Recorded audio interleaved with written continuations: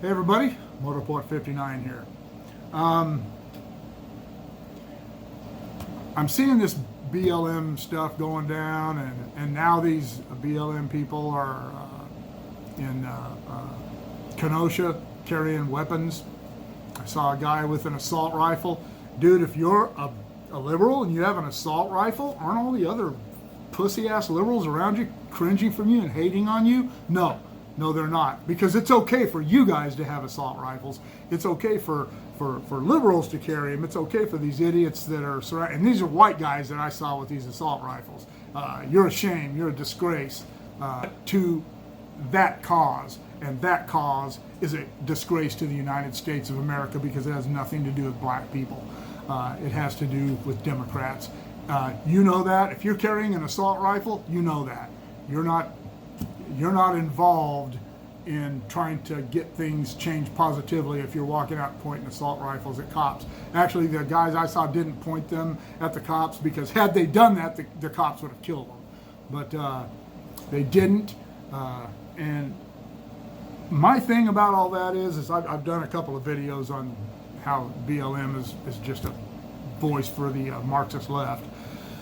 My thing is, and I touched on this in one of my videos, about the whole Marxist thing, is that do these Black Lives Matter people believe that people in gangs like the Crips and the Bloods, and I'm not conversant with all the black gangs around these big cities. They're even infiltrated into small cities now, and these are black gangs. Do you think they care about your cause?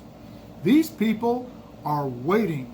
They are standing by, licking their chops, waiting for police departments to go away. They are waiting for the rule of anarchy, because when that happens, the only reason they don't take over right now is because of police.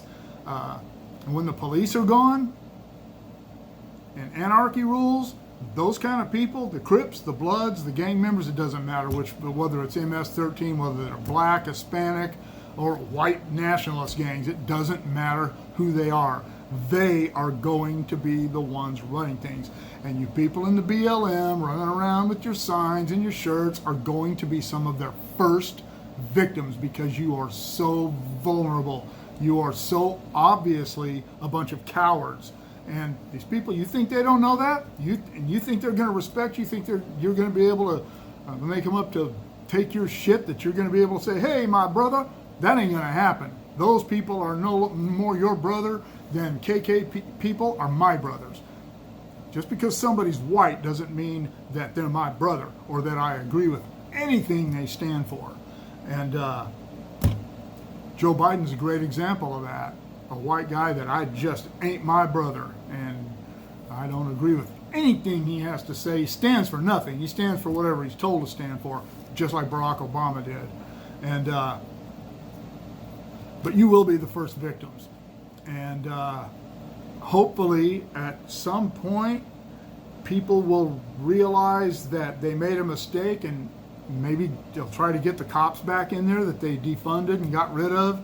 And all these people that you want to let out of prisons because you people want to get rid of prisons, these were things that Democrats were saying at the Democrat National Convention. This isn't some fringe element talking about closing prisons. These are people who were speaking at the DNC. It's insane. And those people that were speaking, they're not soldiers, they're not warriors, they're just mouthpieces. They're just political activists. The Crips and the Bloods and all these other gangs, they're not interested in your opinions. They're just interested in your stuff. If you've got what they want, if you live where they want to be, you're screwed. And there's nothing that anyone's going to do about it.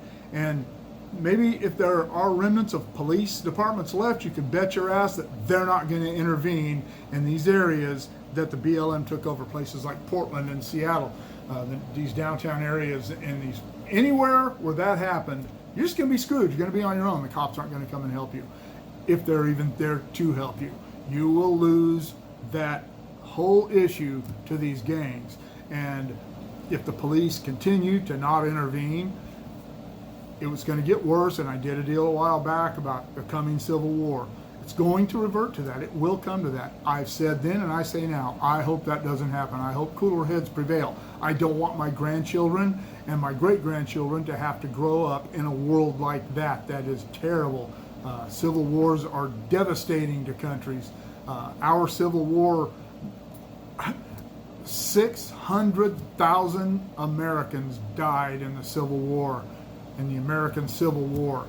These were fellow countrymen.